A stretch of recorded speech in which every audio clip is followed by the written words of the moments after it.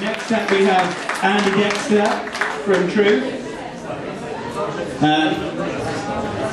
Andy is talking about the death of the research agency, which will of course interest many of us here. Hello? Where's Andy going? Back in the day, as a Cambridge student, he had the pleasure of being lectured for many hours by Stephen Hawkins. However, Professor Hawkins unaccountably forgot to mention that in any of his writings. Andy, 3, 2, 1. Thank you, Stephen. It's absolutely terrifying, this, isn't it? Right, don't start just yet, Sam. Why have we started? Okay, we're off. Right, the death of the research agency is inevitably somewhat exaggerated, isn't it, Sarah? Come on. Yes, of course it is. And now it's been talked about for some time, actually, in some different ways. Dawn of insight, you know, consolidation, and so on and so forth. I want to focus on a couple of things here which are actually true, not speculation.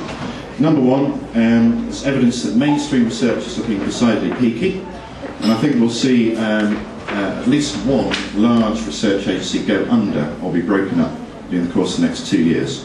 Very specific prediction for you there. And the second is there anybody here from next? I need a few extra seconds now.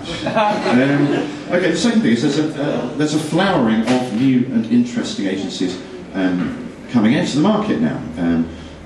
You know, having been in this market for some time, it's pretty clear that it is bad news for data collection and good news for insight and consultancy. Bad news for data collection because it is basically becoming a commodity. You can get it anywhere and from anybody. Consultancy, different matter. It needs talent, it needs skills, it needs all those things that Andy Vincent was talking about. So this is indeed happy days for new stuff, and you know, it looks like people are doing new stuff. This is good news.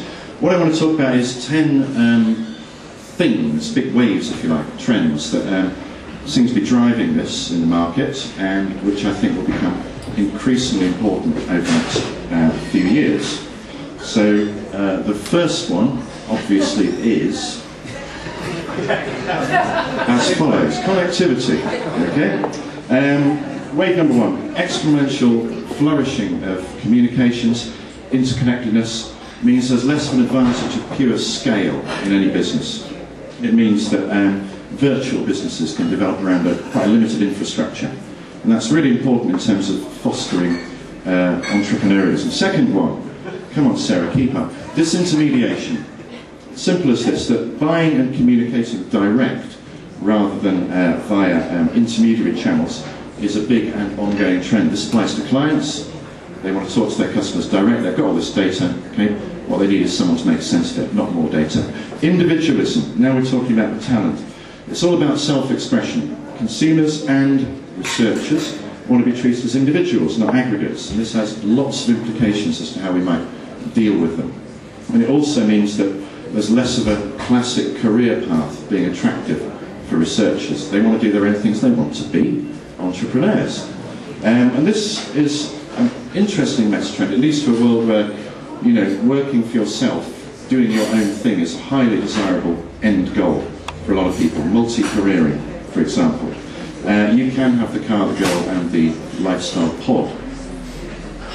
Number 5, capital sentiment. This is a bit of a city thing, really, but investors are not terribly sympathetic to research as a sector, which is interesting. I think it's partly to do with the data commodity drive, but it also means that there's opportunities for investment in smaller businesses too.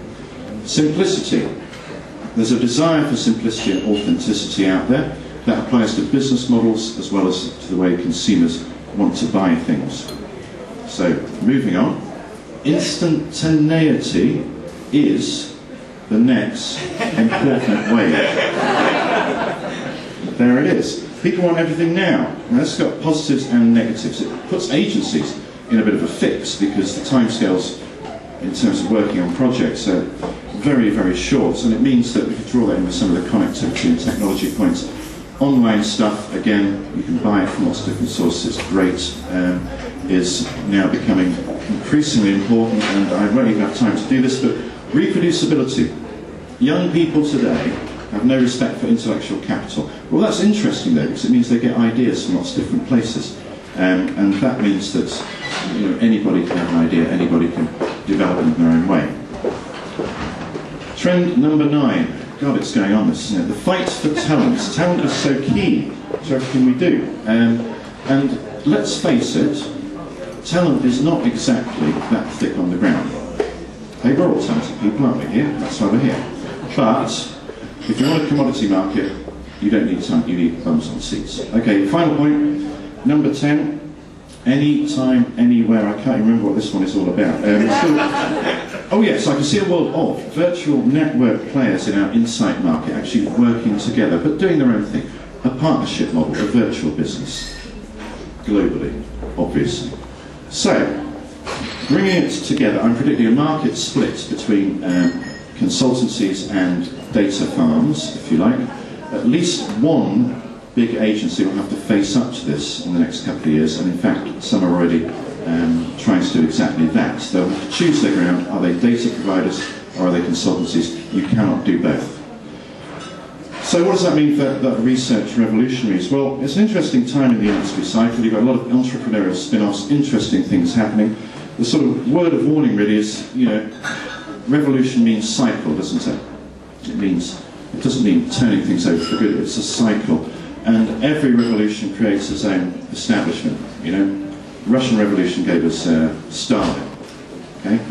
So things have to change on a continual basis, it's not a one-off. Thank you for your attention.